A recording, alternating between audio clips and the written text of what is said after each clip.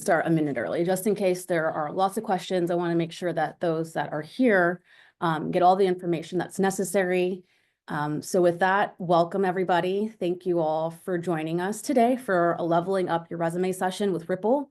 We're super excited to share this information with students. Our roles are opening and some of them are open. So this is going to be perfect timing for you to start implementing some of what you hear from me today prior to submitting to Ripple or submitting to other companies that you are interested in. So with that, I'm going to go ahead and get started. We'll do welcome introductions, talking a little bit about the components of a strong resume, and then going into some specific details, formatting, experience, skills, projects, and then we'll wrap up with talking about the early talent program here at Ripple. I'm going to stop and pause throughout this presentation to allow for questions. If somebody has specific questions, utilize the raise hand feature, put it in the chat. If I don't answer your question today, I will make sure it gets answered at some point. So with that, my name's Arielle Williams. I work at Ripple. I'm a senior recruiter, focused primarily on early talent. So that means all of our interns. If there are direct hire opportunities, that's new grads. And if interns do quite well, that's extending return offers and converting them to permanent employees. I'm a pretty global person, so I'm on a plane every other week. I'm going to be in Philadelphia in 2 days, but home base for me is San Francisco Bay Area. And something about me that's not work related is I'm a proud member of the Beehive. So all of the commotion about the Cowboy Carter tour, trying to figure out which city I'm going to be at for that show. But what I would love to know maybe about everyone here is like, what schools do you guys attend? I know some of you are from Morgan, and I've met some of you in person, but I'd love to know which HBCU do you attend? And yeah, put it in the chat for me just so I can better understand the company I'm in. I see Morgan. I assume lots of you are Morgan State students. FAMU, okay. Morgan. Awesome. Well, I'm happy to see that. To be honest with you, we partner with Morgan through one of our programs. I'm often on campus, so if we've met in person or virtually, good to see you again. I'm sure I'll see you at some point in this year, but we guys are all here for a reason, and we're going to talk about resumes. So a resume is the way that you're capturing attention, and you can capture attention positively or negatively. And when it comes to this piece of paper, I don't really know you as a person, but I can deduce a lot about you in about 6 to 7 seconds against what I know I'm hiring for.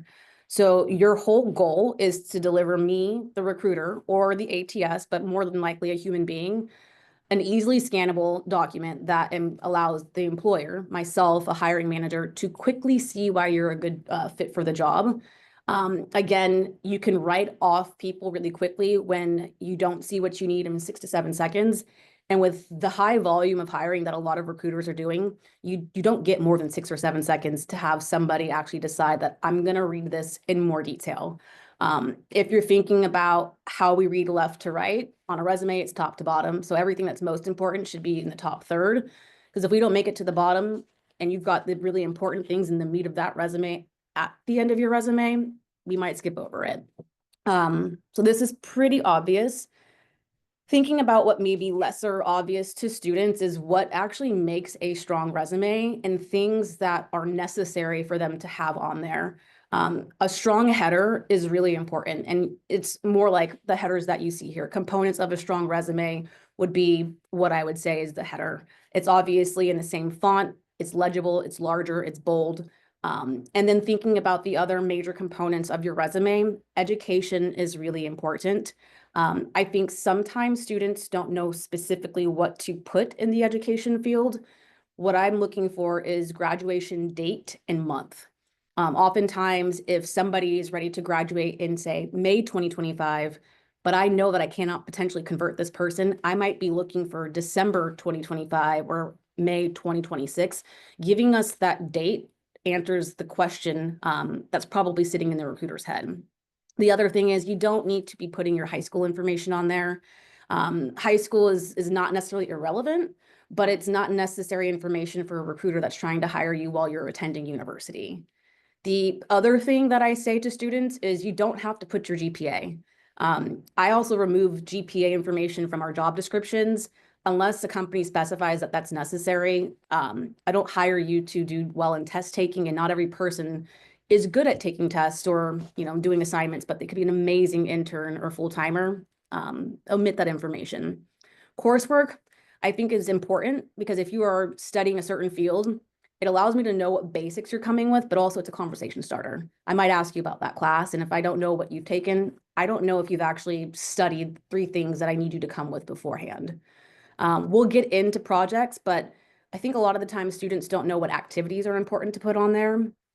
They should be relevant either to the role, the company, or the industry, showcasing that you're taking that interest level into experience. So leadership, volunteering, hackathons, competitions, all of that showcases a level of interest that goes beyond the moment you've applied and trying to grab my attention. One thing to call out for safety is don't put your full home address. I just need to know your city and state in terms of recruitment. So pausing there, as I mentioned, this is going to be conversational. Any questions on these components of a strong resume before we move on?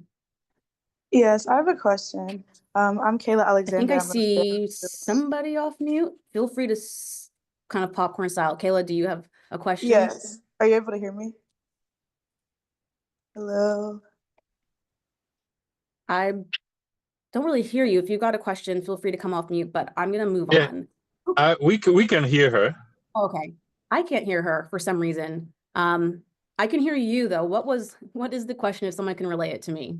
Okay, I was gonna ask if having a high GPA, like if we should include that, like if it's lower, I understand not including it, but if it's higher, like what would be the negative of including it? It's not a negative. It's more so not going to be the make or break to get you the job. So I don't discount the hard work that students are doing, but as a university recruiter that's trying to help students get into a role, I don't necessarily prioritize, say, like a 4.2 over a 3.5. More so projects, experience, things that you're doing would actually make that a stronger candidate profile for me rather than just the number of the GPA. So it's not that it's negative, it just is not necessarily going to be the reason why somebody selects your resume over the other. Okay, thank you so much. Yeah, you're welcome. And then Femi, I see you raised. Oh, Yeah, sorry. thank you. Yeah. First year MBA student, Femi Daniel. Switching in from my background is engineering, but then I'm a first MBA with focus on finance. So under activities, you spoke about hackathons and competition. So in a case where I'm here to have such experience, where does it place me in a kind of role like this? Can you ask the question again? I'm sorry.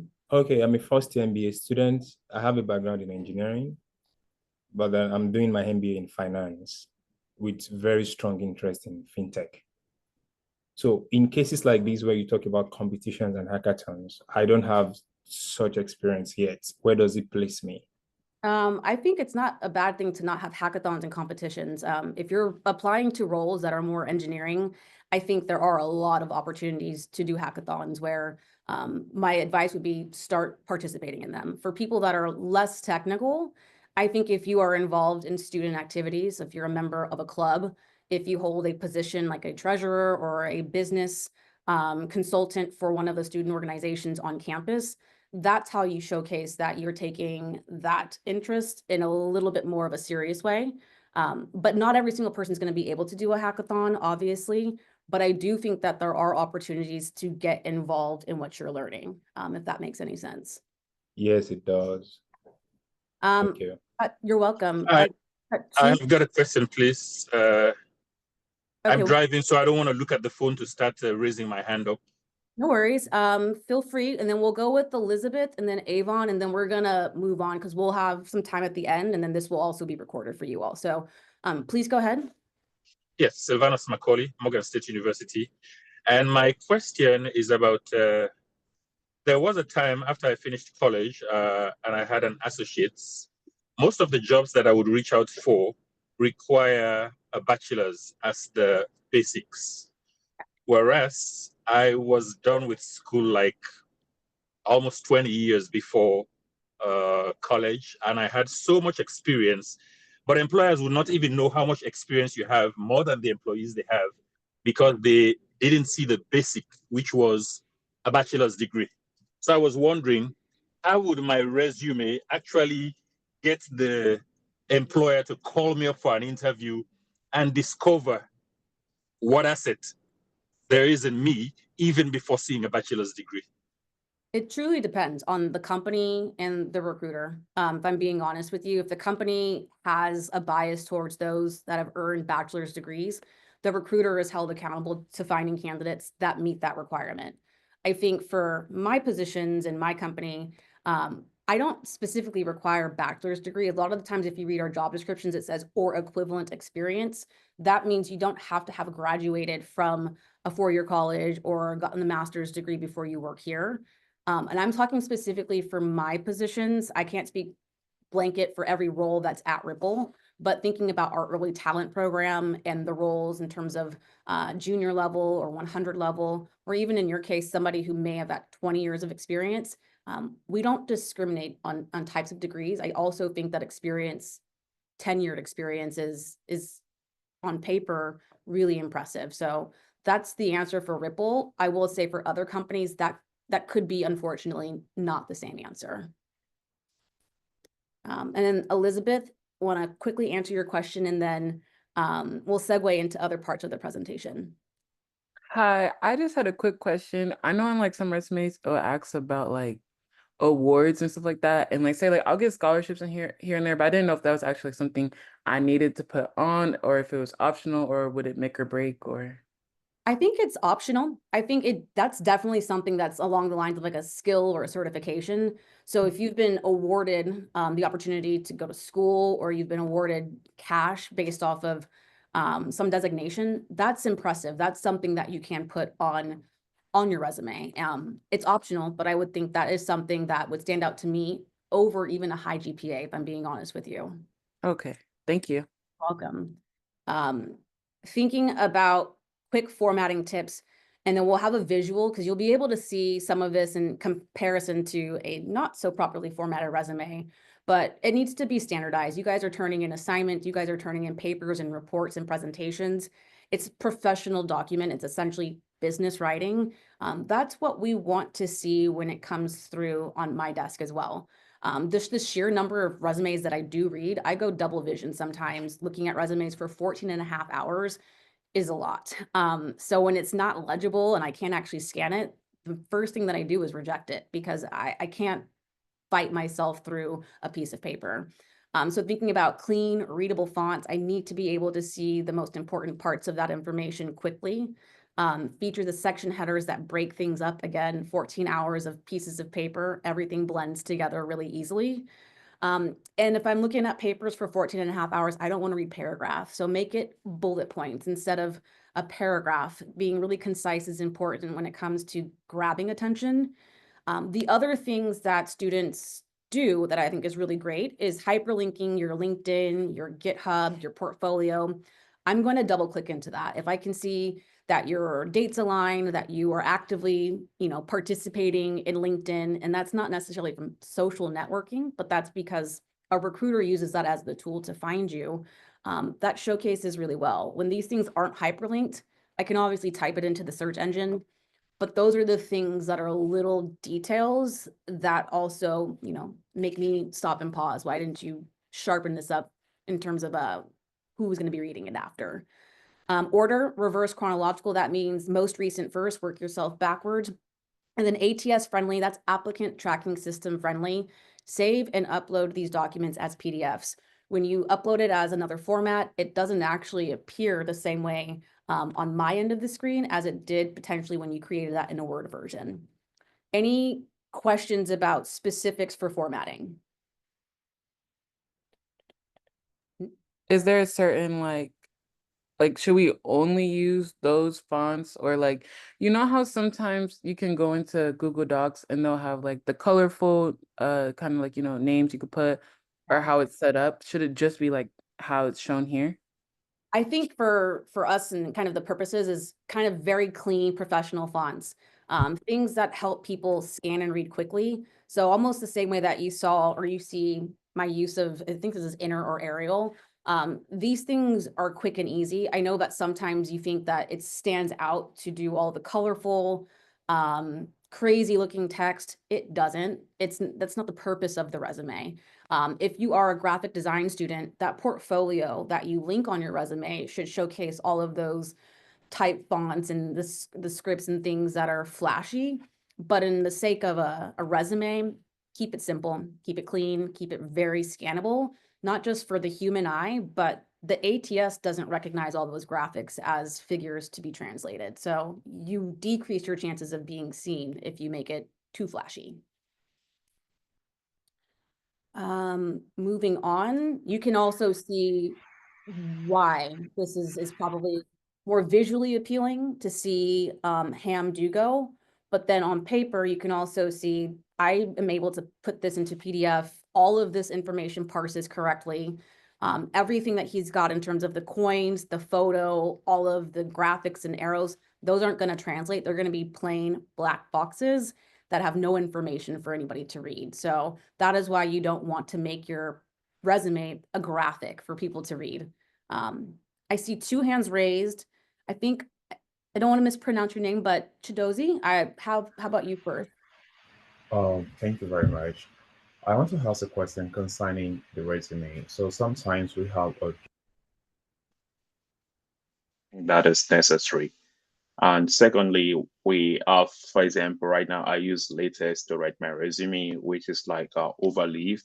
So I don't really know what fonts or what font size is used, but it's just like a LaTeX form to write a resume. So I don't know if that is applicable, and also the objective and summary. So for the objective and summary, I don't think those are 100% necessary. I think for students and those with less experience, we're trying to make sure that we're not bleeding too far onto a second page if we're going there. So thinking about all of the extra space that an objective statement and summary can actually take up, I think you're able to showcase that in the application. Obviously, the objective is to get a job, and it's to get the job that you just applied for. And then everything that's below that information would probably spell out the qualifications and why you're the most qualified, rather than giving me 3 or 4 sentences that also spell that out. So that's the answer to, like, should I use one? Should I not use one? That almost also goes for cover letters, because if you're using one size fits all statements and cover letters, I'm not a one size fits all. So I can tell that this wasn't written for me. And it probably doesn't fit what I'm specifically looking for. If you're asking about, font sizes and font faces when you're utilizing a different type of program to construct your resume, I don't have a specific answer depending on the font libraries they offer. The objective should be clean and readable. So if it's something that looks adjacent to what you'd see on a Word doc or in Google Doc, feel free to use that. That is probably something that's going to be accepted by the ATS. All right. Thank you very much. You're welcome. Elizabeth's at the top of my screen, and then I have Armani below. So we'll go in that order. Sorry, my hand was still raised from before. Oh, okay. No worries, no worries. Armani?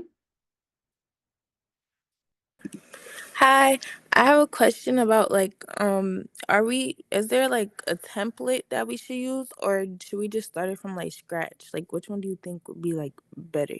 It depends. I think you can customize templates. So if you're utilizing programs, again, like Google Docs, Word, Canva, those things can be customized. I wouldn't say that you have to customize them. At the end of the day, it should be clean and readable and look professional. So a template is totally fine to use. You can also construct it on your own.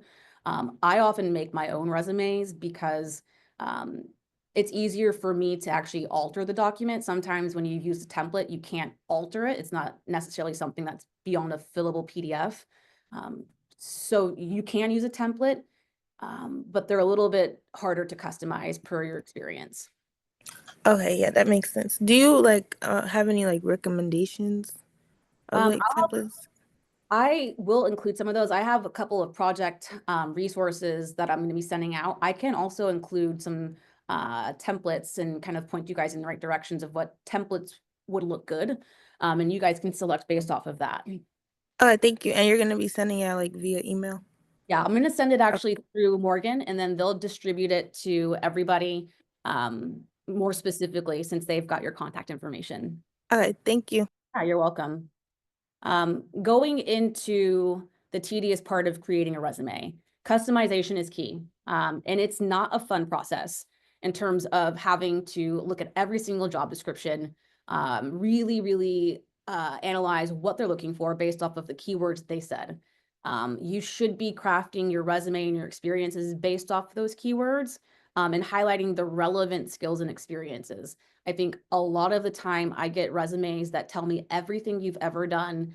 And while all work experience is great experience, it's not relevant. So if you're telling me a bit more about your retail job or your restaurant job, and you're trying to get an engineering role, I would prefer to see that you've done some things that are project-based. You can talk to me about assignments, you can talk to me about volunteer projects, freelance work. Those things are relevant and they'd actually match my job description. If you're applying for a role that has 15 specific words that you see highlighted here and your resume has none, I can't even find you when I do the Boolean search string, because while I get 1,000 applications, I'm not reading 1,000 applications. I'm going to go into the back of my ATS and I'm going to type in a few different logic strings with certain keywords. Those that actually fall into that bucket that put those things on their resume are the ones that I'm going to review. Those that did not, so the 857 that neglected to do it, I just reject, because I have 143 that said I'm going to take a little bit more time to do this. And the point of creating a resume and submitting applications is to get a job. So if you're having massive amounts of applications that may not be getting attention, I would implore you to do the exercise of looking at the job description and really underlining or copying and pasting into a Google Doc and bolding the things that stand out as those keywords and those things that are must-haves. Incorporate those keywords into your resume. You're going to see a percentage of that going up 100%. And the suggestion that I have is, if you know that you want to be a software engineer that is focusing on, say, infrastructure, there's bones of a resume that you can create and then start plugging in the specifics from job descriptions. I did that when I wanted to be a university recruiter, certainly changed a little bit of the verbiage and the adjectives based off of Ripple's desires, but I was able to utilize my same resume from the past because I built on it. Pausing there, Noella, and then Armani, and then Sandra. Hi, so I had a question in regards to what you were saying about, like certain experience not being as relevant. So in a situation where we might have like some experience that's a little bit more relevant, but it's older in comparison to like what we're doing presently, whether that's like retail or whatever job we have, would you think that we should prioritize that other experience, even though it might have been like older, like from a couple years ago, for example? Yeah, I think for the relevancy of being able to like do the job that you're applying for, yes, like we would want to see that 100%. I think it's okay to list non-relevant work experience without going into full detail. So not utilizing 3 bullet points to describe the job duties unless they can be relevant. So say it is a retail job, say you're interested in accounting and finance. You can talk to me about how you're balancing the cash flow daily and reconciling, paying close attention to detail. So if it's not 100% like one-to-one transferable, you can pick out parts of that job duty that speak to what you're applying for. If you have been less active in the space that you're applying for, one of the questions a recruiter is probably going to ask is, well, why aren't you engaging in opportunities to learn more? Maybe it's not paid experience, but projects, coursework, hackathons, case studies. Those things are like non-paid experience that I would prefer to see rather than recent non-relevant experience, if that makes any sense. Okay, thank you. You're welcome. Sandra? Hello. So my question was regarding the coursework. When we write our bullet points for the resume, do you want us to use or could we use the exact words off the description and then place it in? And how would you like demonstrate that in the coursework? I think for coursework, one of the things that I like to see is if you're saying I'm a computer science major, right underneath that is like relevant coursework with maybe 3 or 4 courses that you've taken. You don't have to embellish per se on what you learned in those courses, but it also shows me, okay, they've taken data structures and algorithms. Okay, they might have taken cloud. Oh, okay.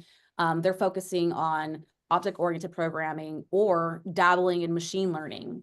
When I've got specific engineering roles, those things allude to the fact that you've been taught some of the basics already. I do have a couple of slides on like quantifying your impact and being able to showcase your experience in a way that makes sense from a metric-based perspective. So we'll get to that specific portion of your question in just a bit. Okay, thank you. Yeah, you're welcome. So going into experience, how many of you are already familiar with the STAR method? And it's mainly an interview technique, but it can be translated to paper, which I think will help you start thinking about who, what, when, where, why in a quantifiable way. But essentially, it's an acronym for 4 parts of an answer. Situation, task, action, result. Like, what situation or challenge did you face? What was the project? What was the assignment? If there's a group project, what task were you involved in? What role did you actually play? What were your responsibilities and goals? That can also be translated to a solo. So what was the criteria for success? What was the rubric that you were given? And how did you kind of build out that solution? What actions did you specifically take to achieve the task? And I get back to the specifics because, again, being really vague doesn't help you in this manner. How did you actually contribute to the performance of the team, the business product that you're working on? Everything can get translated into a solution. Result, outcome of the actions. You don't want to just be busy. You want to be doing something that's impactful, and it should always be quantified. So we'll get into specifics of quantifying the work that you're putting on your resume, but we would love to see numbers, percentages, action verbs. If you're utilizing certain technologies and programming languages, we should know all of that in the projects and the experience you list, because it tells the full story of who you are as a candidate before I'm even able to get in conversation. So looking at this, you can see that this column here that just read, it tells me something, but it doesn't tell me anything specific. So helped improve sales. Okay, well, there's sales that are for quarterly metrics. They might be weekly. They might be needing to be optimized. All of those things are related to the task of selling and being successful. So the version that you see on the right side actually tells me things that are really specific and actually tell me a little bit more about how you're practically applying some of this.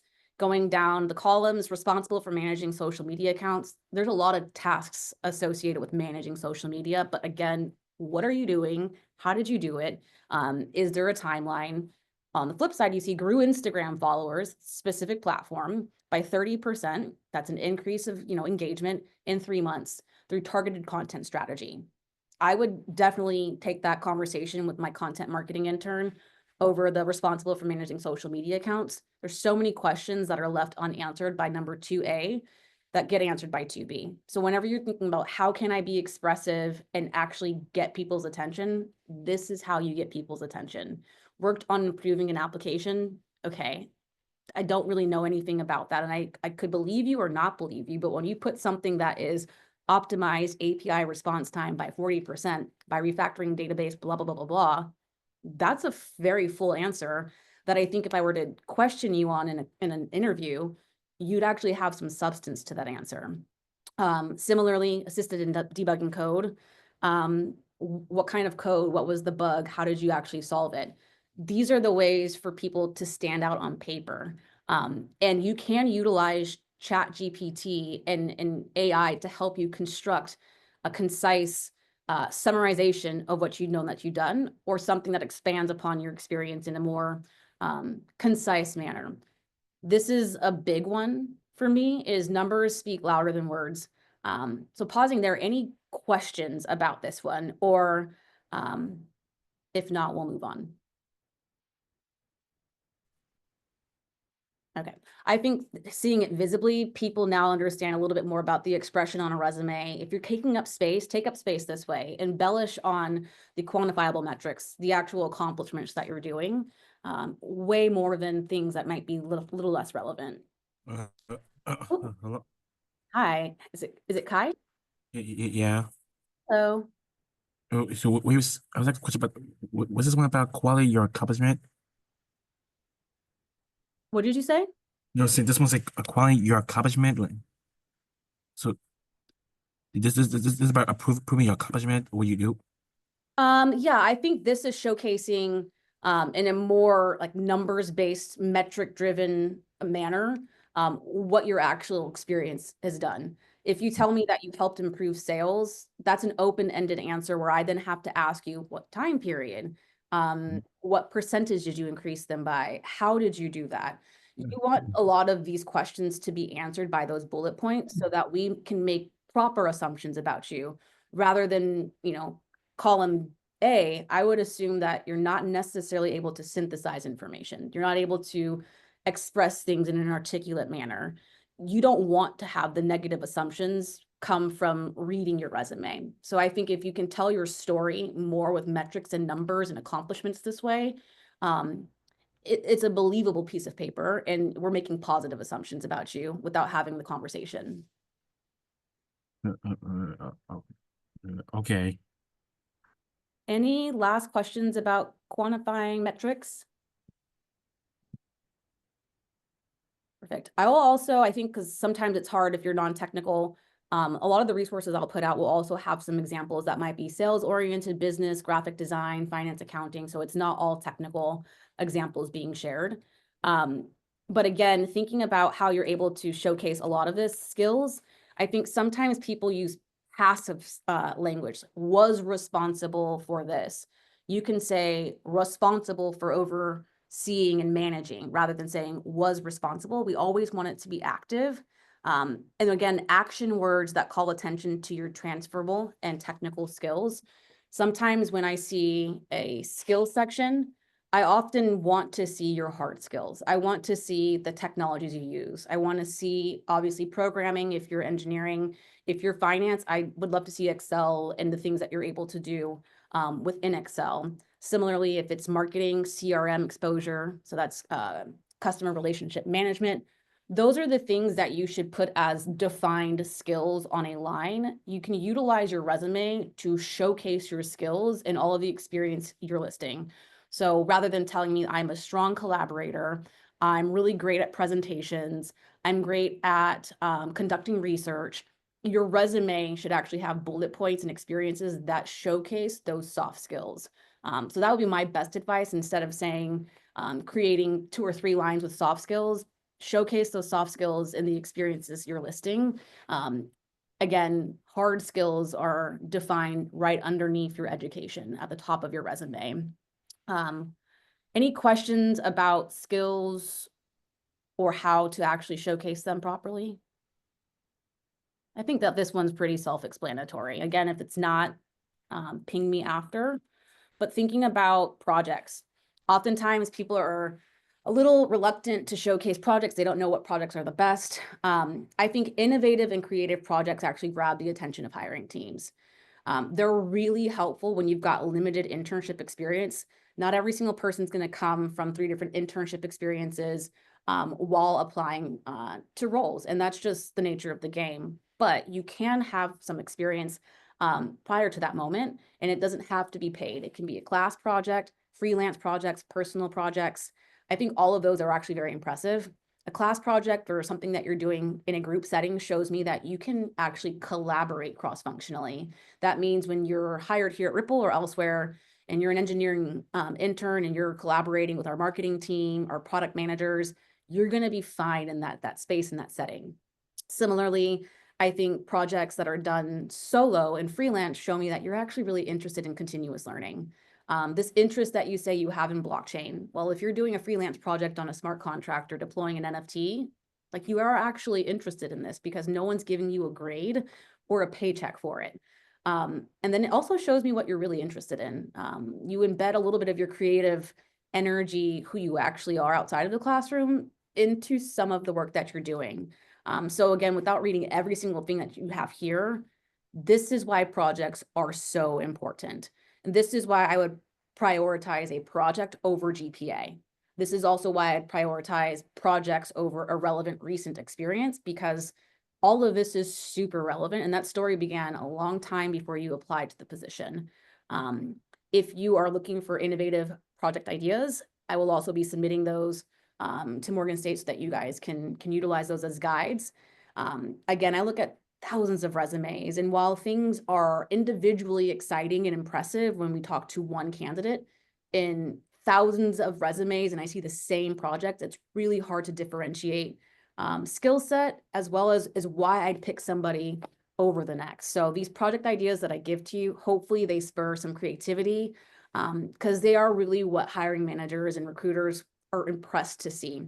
And when it comes down to why you showcase projects tie skills directly to your results. Our CEO says, like, it's great to be busy, but if you're only busy and you're not accomplishing anything, what are you actually doing?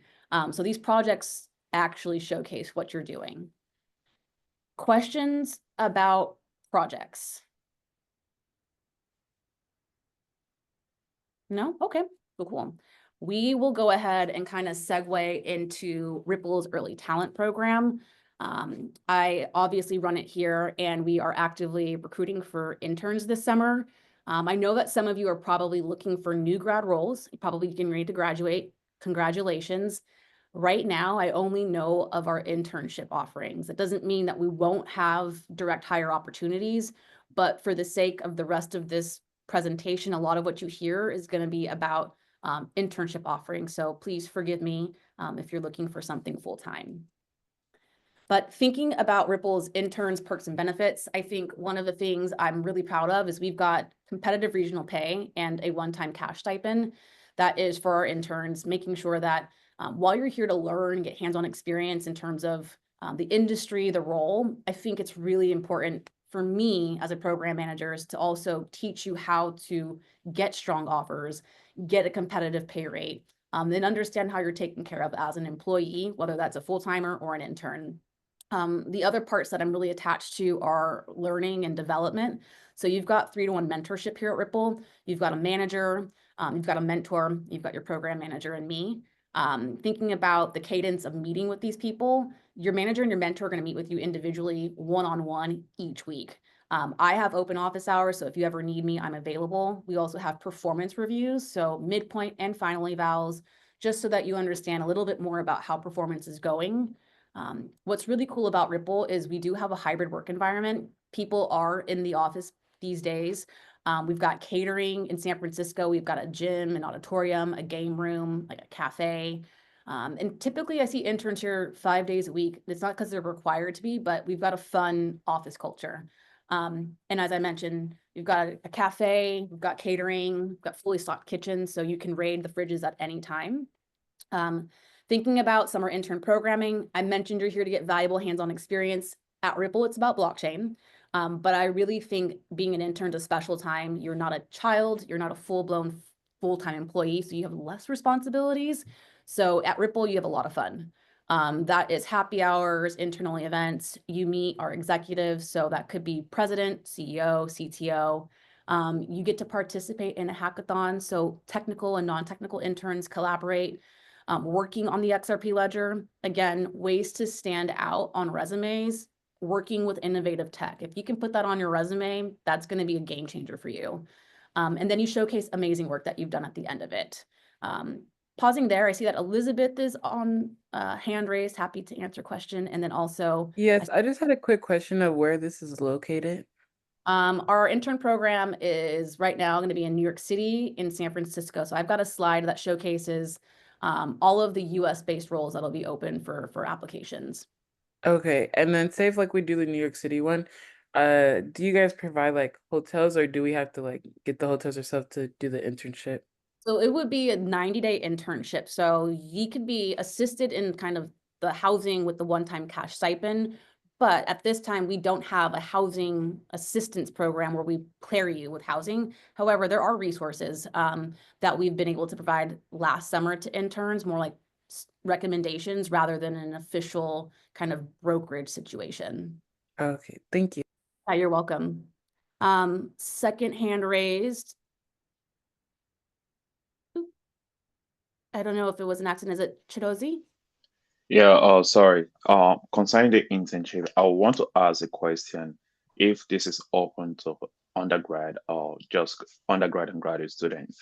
Also, also in addition to that question, for example, if someone doesn't have a background in blockchain, let's say someone has a background in cybersecurity or cloud engineering, is that also open for that person to apply to this kind of role? Yeah. I'm talking for myself as a graduate student in computer science, advanced computing. For sure. I think our roles are open to all different grade levels. I'm gonna have a QR code actually for you guys to scan towards the end, where you can tell me a bit more about your background, what you're looking for, which of my roles that you're most interested in.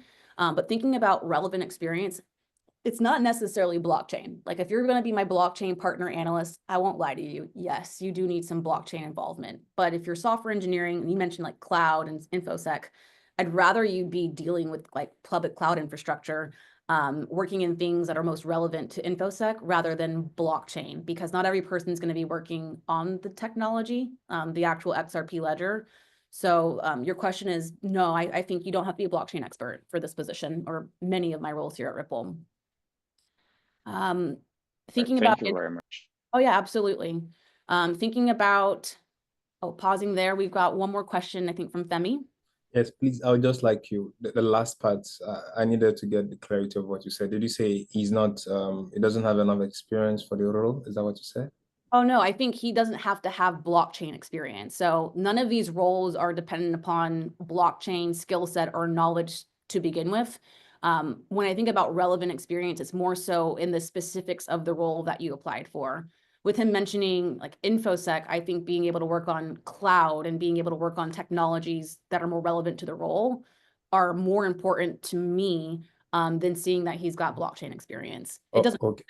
help. I mean, it doesn't hurt to have an interest in blockchain, be in a blockchain club, participated in a hackathon. But if you don't have the necessity of the job description from my InfoSec engineer intern, I wouldn't be able to, in good faith, hire you because the hiring managers aren't going to be 100% impressed without that background being solid. Okay, thank you. So, and my question for me now, my question has to do with so as it stands now, you also graduate student that can also apply because, like I said earlier, I'm doing MBA finance and I'm also taking a course on cloud computing. I'm so big on fintech. Yeah, So, absolutely. All grade levels, undergrad, masters, doctorates, and they're not, the roles aren't open based off certain grade levels. They are based on grad dates. I will tell you that. So as I mentioned, maybe December 2025, there's some flexibility there. But grad students that are going to be graduating that are open to temporary internships without the 100% guarantee of conversion, you can intern at Ripple. I just always want to be cognizant of people's need to get full-time opportunities once they've graduated, and all I can do is guarantee them the 90 days. So I don't want to discredit or discount or discourage, I should say, people that might have earlier grad dates or later grad dates from applying to roles they're interested in based on that timeline. Okay, and then one more question. So, what's your side on international student? Do you have any question mark on that? If we get down to the bottom of this slide, I think I have a couple of answers for you, but yes. Thank you. We do work with international students. A lot of my interns are international. If you've got CPT or OPT or even F1 through university, all I need is to like honestly work with the mobility team and get it signed off on. If for some reason you don't have these things, unfortunately, because this is a temporary internship, I may not be able to work with you. Okay. And that's just the honest and transparent answer from that standpoint. Thank you. Yeah, you're welcome. I'll go. Awesome. And then thinking about summer intern hiring, when does it start? Winter, spring. So right now, some of these roles that you'll see on the few screens are actually open. Some of them are pending opening. And it's an opportunity for you to, again, get this information, rewatch the slides. Maybe I'll even create PDF, apply some of this knowledge before you submit your applications. I'm going to be very blunt and honest. Because I'm giving you guys inside scoops and I will probably know exactly who you guys are based off of applications, I really don't want to see applications and resumes that don't apply this knowledge today. I promise you I will reject the resume. And that's just like a tough love kind of way to address it. But again, when someone's reaching out to you and telling you this is what recruiters want to see, and I have roles for you to apply for, I will give you guys preference if they actually, satisfy the job requirements 100%. That is my promise to you. I see a hand that just came off of mute. Feel free. So, take for example, I think there was a time you talked about having your LinkedIn or GitHub as hyperlink. Say for example, you don't really have you're not online, you don't have LinkedIn account or your LinkedIn account is kind of like below 20 followers, do you think that is like a negative, do you think it has a negative effect on the applicant? So for example, the applicant is not so active on LinkedIn, or maybe on the other case that the applicant is not so active on GitHub. Perhaps I have my code in my local machine and I upload everything like 2 weeks or 1 week while applying for the internship or applying for this position. Do you think being that I don't have this history, like a 1 year history, or like 6 months history, doing that, do you think that will have a negative effect on my application? It could potentially. If I tell you about LinkedIn, it's less so about your follower count and more so I, as a recruiter, have something that's called LinkedIn Recruiter. So when I'm not finding people that are self-applying to my roles, I'm looking really hard for the people that have created LinkedIn profiles that pop up in my search results. The only way for that to happen is for you to build out that about me. So people ask about the professional summary, the objective statement. Don't put it on your resume, put it on your LinkedIn, because when I go there, that's the first thing that I'll see besides the headline and your photo. And it's totally appropriate to embellish and explain and kind of expand upon that resume on your LinkedIn, because it's probably the second place that we go to look at. Thinking about how to be seen favorably, it's not necessarily follower count. I think if you're trying to be a thought leader in an industry, yeah, you need to have thousands of followers. More so for you, it's, are you engaging on the platform? So if you're following certain businesses, are you parts of certain groups? Have you listed out skills? Are you are you able to utilize the full extent of the sections of LinkedIn? All of those things actually come up on my search results. So I would implore you, if you are not on LinkedIn, you need to get on LinkedIn. In a similar fashion, GitHub, if you're applying for something that's a builders-based role and you're not actively building or contributing to open source repositories, it's not that I won't believe you, but the next people that interview are probably an engineer. They may be a senior manager. They might be a VP, a director. They are going to question, what are they actively doing? And if they can't see that and look at your code, it's going to be hard to convince an engineer that you're actively staying on top of your chops. Yeah, thank you very much. So actually reply to that your question about GitHub. Sorry, your answer about GitHub. I don't have my code because in cloud, sometimes you run it on your local computer or use infrastructure as a code. So for example, I have that on my local machine, or I have a file that kind of contains that, maybe like Egyptian notebook or something that contains that, or sometimes when you run an ML model or AI model, you have that as a script on your computer. So for example, I'm applying for this internship position. Perhaps it opens today and I don't have this history on GitHub. So because I'm applying today, I have to upload on my code on GitHub. Do you think it's going to be like, do you think it will have a negative effect on me that I haven't been on GitHub for the past couple of maybe months or years, rather than just being on GitHub right now because I'm applying for that position and putting all my code in the GitHub space? I don't necessarily think it's a bad thing. I think if you've completed these projects not all at once and you literally just didn't do this in 48 hours, then submit, I think people will be able to deduce that, because maybe these projects that you've got listed on your resume are ones that you expand upon a bit more through the use of that GitHub. So if you're marking a project that's done in, like, say, March 2023, and I see that you've recently uploaded it to GitHub, I'm still going to be able to see that this is a project that was done a while ago. So we just want to see that you're active. But I will say, just as good practice, you should be trying to keep some sort of, log of things that you do. And if it's GitHub, and that's the one that most people tend to use, I would definitely keep track of your progress. Just so that, again, people don't make negative assumptions about you once they start looking at the things you tell them are you. Thank you very much. Yeah, you're welcome. I want to make sure that I get some of this last little bit, and then you guys are able to see what roles we've got open. But the interview process is round about three rounds. That is for technical and non-technical. Obviously, they're more specific based on roles, but that is the cadence. And it's about 2.5 to 3 weeks. 3 weeks is on the tail end. Typically, I'm done with the interview process and we've made a hiring decision around the 2.5 week mark. And that 3 week is when you get your offer. So we're really, really fast. I know that students are juggling a lot. We're juggling a lot here internally, and nobody wants to be in a hiring process for a month and a half. And if you need a month and a half to assess an intern, we don't know what we're doing. So we move very fast here at Ripple. Hiring process starts with you. Submit your application. We're going to have a virtual recruiting screen that might be on a phone call, might be video. You're going to have a virtual assessment. So everything after a call with me is going to be via Zoom. It could be a coding interview, it could be a portfolio walkthrough, it could be a case study, it could be conversation. Our process is not super strenuous. Then you're going to wrap up with a virtual on-site. You'll have a second coding interview if it's engineering, maybe presentation, a team interview, hiring manager call. You'll have different touch points, but start to finish, again, you'll be done roughly in 2.5 weeks in total. Going into the roles that we've got available, questions came about your location.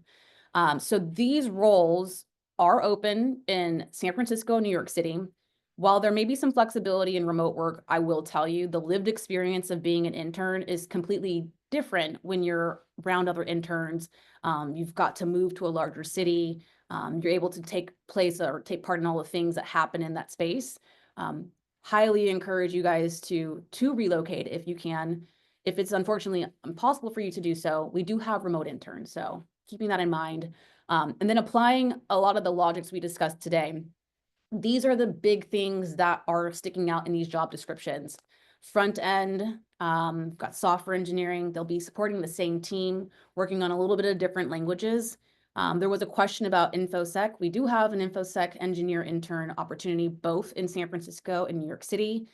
Rather than seeing blockchain, I want to see AWS, I want to see orchestration, I want to see Kubernetes. Those things make it make sense. You mentioned infrastructure as code. That's really hard to get as a student. If you can put things that match industry level practices on your resume and show me that, hey, I know they don't teach this in school, but somehow I'm engaging, I'm learning about that. That's really wildly impressive. That's going to capture my attention in the right way. For those that are non-technical, we've got accounting interns that are supporting our controller, a little bit less finance. So I get a lot of people that are finance analysts. This one is true to form accounting, corporate accounting, managerial accounting, might have a little bit of technical accounting, so supporting maybe transitions away from certain softwares. Our sales intern is going to be helping do true to form business development in a really robust manner. We've just released stablecoins, so you'll be helping do a lot of work there. The design intern, we've got a huge brand. If you go onto ripple.com, go into LinkedIn, they're doing a ton of work. So both branding as well as media production are opportunities to support the design team. And then being in the space that we are, crypto is highly regulated, as we know. We've got someone that can support our compliance arm out of San Francisco, working directly with our team. If you scan this QR code that's here, you're able to tell me a little bit more about yourself, a bit more about what you want. And if there's any of these specific roles that you're interested in, I'll be able to kind of one-to-one review your applications for them. So we've got about 3 minutes left. Any last questions that you all have while we're still on? Sandra. Hello again. I had a question because I've been having like trouble matching my resume exactly to what the description says. When we do it, like when we do our resume and the skills you taught us today, the different experience, how are we supposed to like place them on the resume when it asks you for like showing that you do group work, showing that you do like Excel stuff? How do you place that on your resume? I think, again, if we're going back to maybe like, how do you quantify projects? And this might be like with less practical experience of an internship, it's almost describing the project in detail. If it's been more so utilizing Excel or accounting software to balance, I guess, a business's pseudo profit and losses, you can explain to me a little bit more about what formulas that you used. If you had to utilize VLOOKUP or pivot tables, and we're utilizing those tools for large data sets. All of that is how you would articulate what they're asking for in a specific way. Again, it doesn't have to be an internship. I probably wouldn't even question if this was an assignment or case study or a project. If it's literally one project that's taken you 2 days to do or an assignment that took you an hour, if you can articulate the steps that you took to complete it, that's enough for me. So that's how I would articulate that for non-technical. For technical, it's probably a little bit easier. If it's asking for AWS and GCP, maybe that's talking to me a little bit more about how you're deploying things into the cloud space. And if you are working with CI/CD, talking to me a bit more about how Kubernetes is interacting with the AWS tech stack. It's just being able to expand upon certain things with more expression, and then also utilizing hard skills or numbers to prove it. I think we've got time for 2 last questions. I'm trying to scan, it's not going. Oh, what I'll do is if it's not going, this will also be a link that I can send out in addition to the recording. So don't worry, if you can't scan it, you can access it a little bit later. Will we have this recording after? Yes. So it might take a couple of hours just because it's an hour long session, but this recording will be available. I could also print out the slide deck so you guys will have it in PDF. And then also, in addition, you'll have a link to this QR code so you can submit this information retroactively. Again, don't rush and submit applications with resumes that don't fit the bill. So if you're applying for a software engineering intern, please have a project of some sort that has Java or Scala or Kotlin, and talk to me about how you've been building, testing, and deploying things. So, sorry, talking about InfoSec, you made mention of AWS Cloud Container CI/CD. So I want to ask, is certification necessary requirement? So do I have to have AWS solution architect to be able to apply for internship in your position or private cloud practitioner? And also, in addition to that, I want to ask, how long is this the application open? So like you said, we don't have to apply as soon as possible. We can build on projects or work on that. So how long do we have? What is the space do we have to be able to apply for these positions before it closes? And also, after applying, how long does it take before we got caught up, before we got called to come for interview or whatever? Yeah. So first question is, no, you don't have to have a certification. Certifications would be differentiators though. If you are identical on paper and somebody does have like an AWS certification, I will prioritize that. And that's just because they've taken their skill set a bit further, but it's not required. It's encouraged. I definitely encourage people to go further with regards to their learnings. Thinking about the timelines that I would suggest for submission, being honest with you, time is of the essence. The internships start roughly in May and June. So some of these roles are open. My accounting role is open. The sales role is open. These design roles are open. My engineering roles have yet to officially open, but they will be primed to open in the next couple of days. So I would say you've got a couple of days. If we were doing this a bit earlier, maybe in, January or even earlier, like November or October, you'd have a few months, but I would say interview is starting for non-tech roles right now, tech roles really soon. So you've got a couple of days on that one. And then I don't know if I've answered all 3 of those questions, but I hope we did. If not, feel free to maybe submit a question to me after. I want to make sure I get Noella, and then we're going to end with India to make sure that we give people their time back. Hi, so I had a question specifically regarding to like kind of formatting the bullet points. I know it's important to kind of put those quantifiers in there, like let's say contributed to sales and stuff like that. But what do we do in a situation where we don't necessarily have those numbers to work with, like, in an internship or in a job where you don't exactly know the exact percentage or amount that was contributing to like your project? I think if you're thinking about prospecting, you can insert numbers in certain ways. So if you don't know that you've optimized sales by say 15%, you can say like I've reached out to and prospected 30 companies that might be in this industry or in this region. It does showcase impact, and it's also quantifiable. So there's different parts of the sales process. that I would highlight if you do have the ability to apply a number. If not, again, expanding upon some of the practices that happen in a sales position. So talking a bit more about go-to-market strategy, thinking a little bit more about the presentation and kind of consulting or having the ability to articulate in a presentation form. Those are all of the things that would also expand upon experiences without having to have numbers on them. Okay, thank Is the you. recording going to be sent to the emails that we use for registration? Yes, I'm going to leave that up to Morgan, but they will be able to redistribute this to your emails. And if you are unable to scan this QR code, you're more than welcome to also put emails for me, maybe in the chat. I'll be able to see them. There's going to be a transcript of everything that goes on in the chat. So that is a way for me to see after the fact. I do have a hard stop. I know that I said we're going to end on India, but I'll give Grace some space to also ask the last question, but that'll be the last one for today, guys. And yeah, if you want to put your personal emails in the chat for me, I will be able to also see a little bit more specifically who you are, but I know that Morgan's got your information. So India, it's on you. Hi, my question is regarding projects and certification.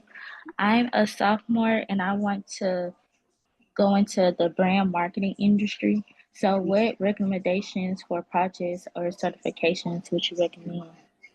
I'm going to be sending out a list of project suggestions, some that are sales, some that are marketing, some that are a little more finance and accounting based. What I would say is if you've been given assignments that are in school, so been given any sort of ability to create marketing plans or a content schedule, or even simulations where you're interacting with different platforms, those are the types of projects and experiences that you can put on paper. Again, they don't have to be paid. They don't have to be the largest project in the world, but what are they teaching you in school? And then how are they teaching you that? Like they have to teach you in a way where you're able to do some hands-on experiment or an assignment. That's something that you can translate to experience on your resume as well. Okay, thank you. Hi, you're welcome. And then Grace, it's your turn. Okay, thank you. Yeah. Okay, so I'm not an IT person, but I'm in environmental sciences and sustainability. So Nice. I don't know if I can fit into the regulatory compliance intern, though I see. Okay. I think that you can. I think if you are in the space that's a little more economics, a little more macro, information systems, all of that is going to be very helpful for a position like that. Being able to then also dashboard, and I think stories and findings and reasons for why you're even looking at a different, I guess, in this role, like compliance matters. Okay. What you have in terms of the information systems, that actually would help. Okay. It's not that you have a compliance or a law background. And honestly, the people that we've hired for these roles, they've had an econ and info background. So I think you've got a perfectly aligned background for it. Okay, thank you. But you were also talking about the interview process being on coding. Yes, if we are thinking about my engineering roles, you will definitely go through coding. If you're going through one of my non-technical roles that are not design, you're not going through coding. It's going to be more behavioral conversations. For my design interns, there is going to be a portfolio walkthrough.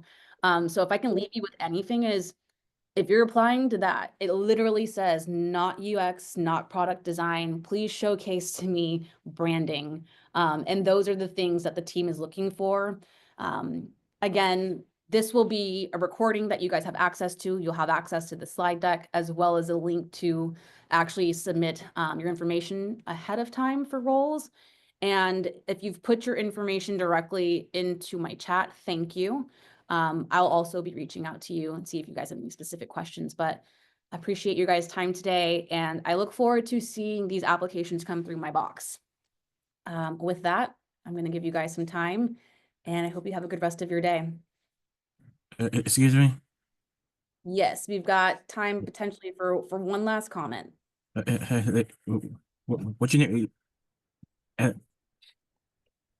You said the application, like what is the one about? Like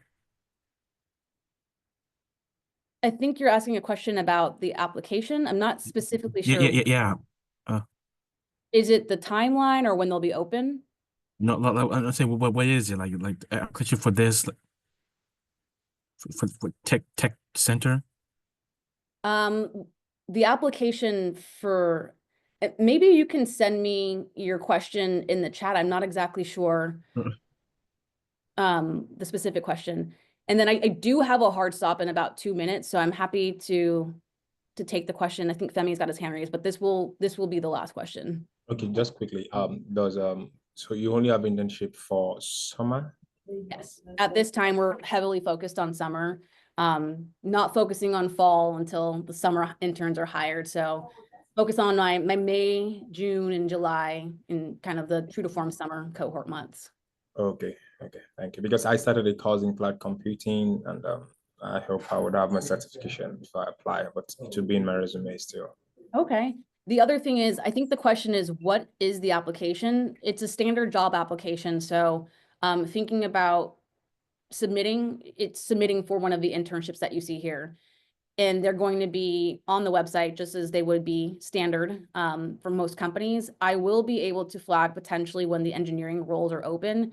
You will have to submit your application and resume for consideration. And it does have to align with the job description in order to be positively reviewed and to get into an interview. So keep an eye out for that email, and then keep an eye out for all of this content coming to you today. Because you can start working on some of this stuff preemptively, just knowing what kind of roles we have available.